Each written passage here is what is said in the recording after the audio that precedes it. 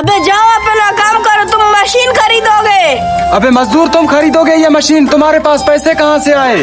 मालिक मुझे अपने के लिए नहीं खरीदना, लेकिन किसी और के लिए, बहुत पैसा देगा। लगता है बहुत बड़ा पार्टी है, अभी इसको बेच के देते हैं, बहुत ज्यादा पैसे देगा। वैसे भी ये मशीन तो वैसे ही है ना, ये सोना तो नहीं बनाता है। हाँ मालिक सही है, इसको दे दो। मालिक ये क्या खुसुर पुसुर कर रहे हो? देना है तो बात करो, वरना वो चला जाएगा पार्टी। हाँ हाँ देना है, लेकिन मैंने 5 लाख में खरीदा था, तू 10 लाख देगा तो तुम्हें दे देंगे। हाँ तो ठीक है, अपना सौदा डन है, मैं आपको 10 लाख देता हूँ। ये लो, ये पूरे 10 लाख हैं, आज के बाद ये मशीन मेरा है।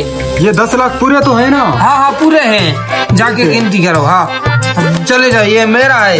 अभी तो मैं अमीर बन जाऊंगा, ये सादे लकड़ी को मैं सोना बना दूंगा। अभी इसको लकड़ी देख के चेक करूं।